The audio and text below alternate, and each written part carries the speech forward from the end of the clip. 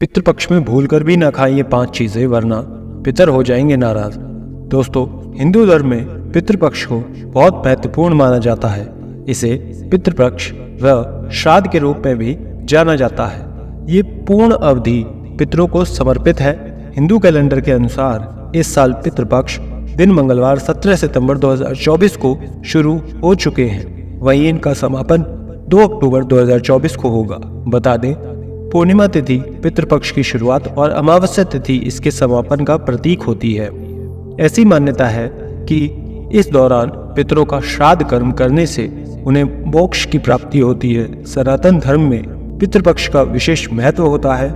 पितृ के पक्ष के दौरान पितरों का तर्पण, श्राद्ध और पिंडदान किया जाता है। श्रद्धा भाव रखते हुए पूर्वजों का श्राद्ध पितरों की शांति के लिए विधि विधान से करना चाहिए। मान्यता ये है कि श्राद्ध पक्ष के 15 दिनों के दौरान पितर धरती पर आते हैं। ऐसे में उनका आशीर्वाद पाने के लिए उन्हें तृप्त करना बहुत जरूरी है। इस दौरान पितरों की आत्मा की शांति के लिए कई तरह के उपायों को करने के साथ ब्राह्मणों को भोजन कराना शुभ माना जाता है। पितृपक्ष के दौरान खान पान का विशेष ध्यान रखने की जरूरत होती है। आइए जानते हैं पितृपक्ष के दौरान कौन सी सब्जियां नहीं खानी चाहिए और कौन से वो काम हैं जो नहीं करने चाहिए। सबसे पहले तो इस बात का विशेष रूप से ख्याल रखें कि जो व्यक्ति श्राद्ध क्रिया करता है उसे बाहर के बने खाने का सेवन नहीं करना चाहिए। उस व्यक्ति को 15 दिन तक सात्विक भोजन ही करना चाहिए। दरअसल धार्मिक दृष्टि से बाहर का खाना अशुद्ध माना जाता है। तो आइए जानते हैं कि पितृपक्ष में कौन सी सब्जियां नहीं खानी चाहिए। लेकिन उससे पहले अगर आप भी चाहते हैं लक्ष्मी माता जी का आशीर्वाद हम सभी पर बना रहे तो इस वीडियो को एक लाइक करें और चैनल को सब्सक्राइब कर लें।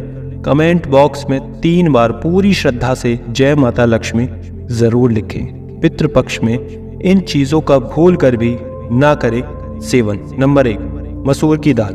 पितृपक्ष में मसूर की दाल का सेवन नहीं करना चाहिए। दरअसल ऐसा करना अशुभ माना जाता है। ज्योतिष शास्त्र में मसूर दाल का संबंध मंगल से सीधा माना गया है और मंगल क्रोध का कारक है। इसलिए मसूर दाल का सेवन पितृपक्ष में बिल्कुल मना किया गया है। दूसरा, पक्का चावल, जिसे उसना भी कहा जाता है, इसका सेवन भी पितृपक्ष में वर्जित माना जाता है। पूजा पाठ के काम में अरवा चावल का इस्तेमाल किया जाता है, जिसे कच्चे चावल के नाम से भी जाना जाता है। इसका सेवन आप कर सकते हैं। नंबर 3, मूली और गाजर। शास्त्रों के अनुसार इस दौरान मूली और गाजर का सेवन भी वर्जित होता है। दरअसल मूली और गाजर को अशुद्ध माना जाता है। पूजा पाठ में भी इनका उपयोग वर्जित होता है। दरअसल इन सब्जियों का संबंध सीधे तौर पर राहु से होता है। नंबर 4 पर आती है अरबी। शास्त्रों में अरबी का सेवन भी पितृपक्ष में वर्जित माना गया है। इसलिए इस दौरान अरबी और करेले को सेवन भूलकर भी नहीं करना चाहिए, वरना आपके पितर आपसे नाराज हो सकते हैं। नंबर 5 पर आता है दूध। पितृपक्ष में दूध का सेवन नहीं करना चाहिए। हालांकि आप जिस दिन पितरों की तिथि है उस दिन उनके नाम का खीर बना सकते हैं। दरअसल खीर को पितरों का भोजन माना गया है, इसलिए खीर का सेवन आप भी कर सकते हैं। नंबर 6 पर आता है लोहे का बर्तन। भूलकर भी पितृपक्ष के दौरान किचन में लोहे के बर्तन का इस्तेमाल भूलकर भी नहीं करना चाहिए। इस दौरान लोहे के बर्तन में खाना भी नहीं बनाना चाहिए। धार्मिक मान्यताओं के अनुसार पितृपक्ष में लोहे के बर्तन में खाना बनाने से पितृ हमेशा के लिए नाराज हो जाते हैं। दरअसल पितृपक्ष के दौरान पितृ लोहे के बर्तन में खाना बनाने से तृप्त नहीं होते हैं। यही वजह है कि इस दौरान लोहे के बर्तन का इस्तेमाल ना करें। इससे उनकी आत्मा को शांति नहीं मिलती है। पितृपक्ष में भूल कर भी ना करें ये काम। नंबर 1, श्राद्ध के दौरान तर्पण के लिए काले तिल का प्रयोग किया जाता है। इस दौरान भूलकर भी लाल या फिर सफेद तिल का इस्तेमाल ना करें। नंबर 2, पितृपक्ष के दौरान मांगलिक कार्य नहीं करने चाहिए, जैसे कि विवाह, गृह प्रवेश, दुकान का मुहूर्त आदि। इस तरह के मांगलिक कार्य नहीं करने चाहिए। साथ ही इस समय में कोई भी नया सामान भी नहीं खरीदना चाहिए। नंबर 3, पितृपक्ष में किसी से भी झूठ नहीं बोलना चाहिए। इसके अलावा किसी को अपशब्द भी नहीं कहना चाहिए। सट्टा खेलना, किसी के साथ छल कपट करना इस तरह के जो कार्य है वो नहीं करने चाहिए। ऐसा करने से पितृ नाराज हो जाते हैं। साथ ही पितृपक्ष के दिनों में ब्रह्मचर्य का पालन करना चाहिए। नंबर 4 है, पितृपक्ष में आपके दरवाजे पर यदि कोई जानवर आता है, साधु आते हैं, तो उनका अपमान ना करें। इन लोगों का अपमान करने से आपके जो पितृ हैं आपसे नाराज हो सकते हैं। साथ ही घर की चौखट पर यदि कोई भी गाय, कुत्ता, भिखारी आता है तो उनका अपमान भी ना करें।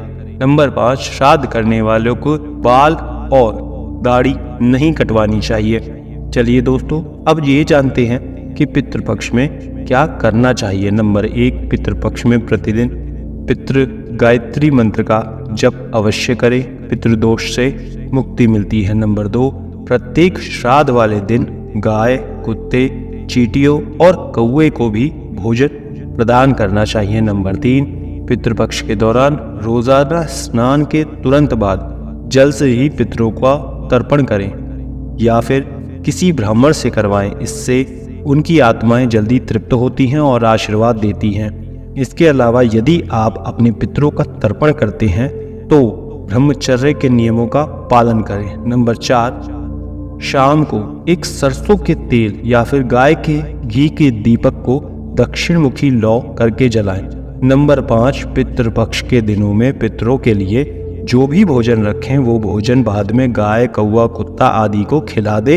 हिंदू धर्म में मान्यता है कि इनके माध्यम से ये भोजन पितरों तक पहुंच जाता है।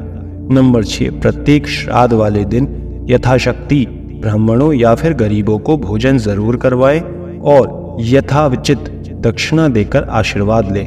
नंबर 7, पितृपक्ष में पितरों की अनुकूलता पाने हेतु श्रीमद् भगवद गीता महापुराण का मूल पाठ तथा श्रीमद् भगवद गीता का पाठ करें।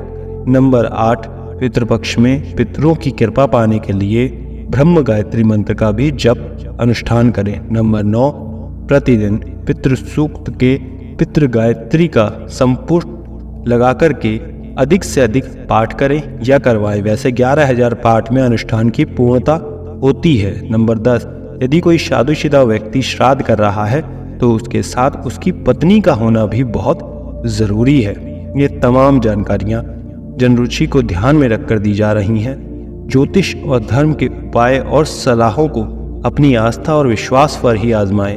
वीडियो का उद्देश्य मात्र आपको एक बेहतर सलाह देना है। इस संदर्भ में हम कभी भी किसी भी प्रकार का कोई दावा नहीं करते हैं। दोस्तों, वीडियो अच्छी लगी हो तो लाइक और सब्सक्राइब जरूर करें। धन्यवाद। राधे राधे।